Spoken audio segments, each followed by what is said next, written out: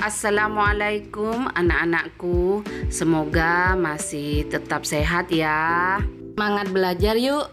Kali ini kita akan belajar tentang mengidentifikasi suatu informasi dalam teks deskripsi tentang suatu objek.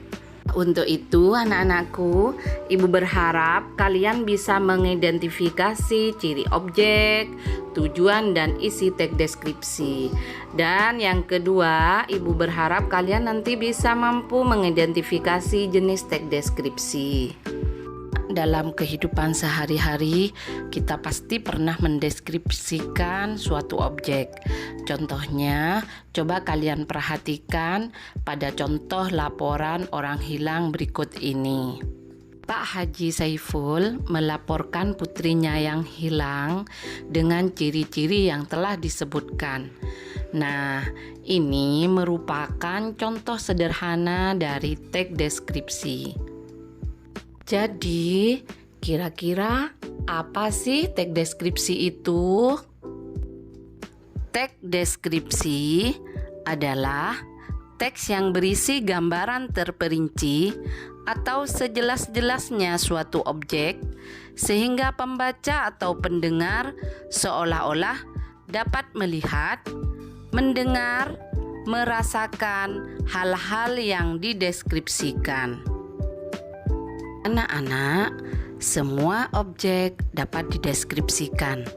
Manusia, hewan, tumbuhan, tempat wisata, sekolah, taman, museum, dan lain-lainnya. Termasuk suasana pentas seni juga dapat dideskripsikan. Namun perlu diingat bahwa objek dalam teks deskripsi itu bersifat khusus. Artinya, setiap objek yang dideskripsikan memiliki ciri dan keunikannya masing-masing. Contoh hewan peliharaan, misalnya kucing. Kucingnya Bu Eva dengan kucingnya Bu Lydia, tentunya keduanya jelas berbeda kan? Nah, anak-anak, ini adalah contoh deskripsi dari kucingnya Bu Eva.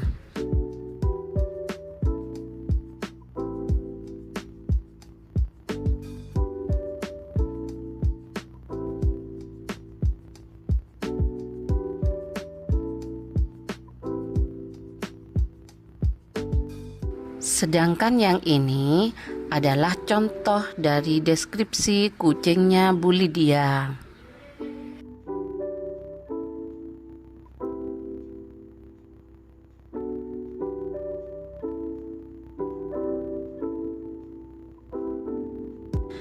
Jadi, sekali lagi Ibu sampaikan bahwa ciri objek yang dibicarakan dalam teks deskripsi bersifat khusus. Lalu, bagaimana ciri isi teks deskripsi? Pertama, isi teks deskripsi diperinci menjadi bagian-bagian objek. Contoh, teks yang mendeskripsikan sebuah sekolah akan berisi perincian setiap sekolah, mulai taman, ruang kelas, perpustakaan, lab IPA, lab komputer, kantin, UKS, dan lain sebagainya. Selanjutnya, ciri isi teks deskripsi yang kedua yaitu berisi penggambaran objek secara konkret atau nyata.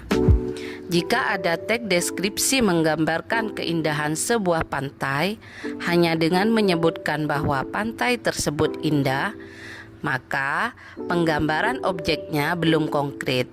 Seharusnya keindahannya digambarkan dengan jelas. Contohnya, pantai tersebut memiliki pantai dengan pasirnya yang putih, airnya yang jernih dan berwarna biru. Pantainya bebas sampah, pohon-pohon kelapa berjejer rapi, gazebo bagi pengunjung memiliki ukuran etnik, dan sebagainya. Begitu pula dengan objek yang lain. Ibu lanjutkan ya. Ciri isi teks deskripsi yang ketiga adalah bersifat personal. Artinya, semua yang dideskripsikan tergantung perasaan pribadi penulis. Jadi, meskipun dua penulis mendeskripsikan objek yang sama, belum tentu isinya juga sama. Contoh, perhatikan gambar boneka berikut. Ibu menganggap boneka ini sangat lucu dan menggemaskan. Namun, mungkin di antara kalian ada yang menganggap boneka tersebut tidak lucu karena sedang bersedih, atau bahkan ada yang menganggap boneka ini menyeramkan. Nah, itulah yang disebut bersifat personal. Dari contoh-contoh yang telah dibahas tadi, apa sih kira-kira tujuan dari teks deskripsi itu? Tujuannya adalah untuk mendeskripsikan suatu objek secara terperinci agar pembaca atau pendengar dapat memperoleh gambaran dari objek yang dijelaskan, sehingga jika ada yang belum pernah melihat objek tersebut bisa mengenalinya dari ciri-ciri yang dipaparkan oleh penulis atau pembicara. Anak-anak, siapa di antara kalian yang suka membaca buku cerita? Pernahkah kalian menemukan paragraf yang mendeskripsikan tokoh atau latar tempat dalam buku cerita yang kalian baca? Nah, pertanyaan ibu itu berkaitan dengan pembahasan kita selanjutnya, yaitu jenis-jenis teks deskripsi. Ada dua jenis teks deskripsi. Pertama, teks deskripsi yang berdiri sendiri. Kedua, teks deskripsi yang menjadi bagian dari teks lain.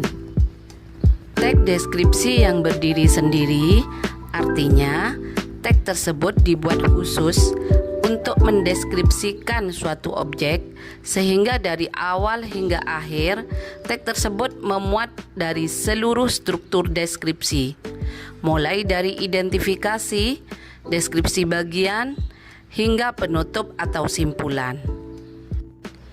Selanjutnya, jenis teks deskripsi yang menjadi teks lain.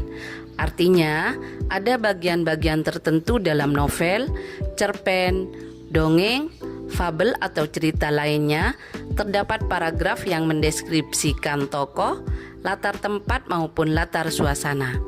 Jadi teks deskripsi tersebut tidak berdiri sendiri, melainkan terdapat atau tergabung dalam teks lain. Sekarang, coba perhatikan dua penggalan teks tersebut. Menurut kalian, manakah teks yang merupakan jenis teks deskripsi yang berdiri sendiri dan jenis teks deskripsi yang menjadi bagian dari teks lain? Jawabannya adalah teks pertama merupakan teks deskripsi yang menjadi bagian dari teks lain, sedangkan yang kedua merupakan teks deskripsi yang berdiri sendiri. Anak-anakku, demikian pembelajaran kita hari ini.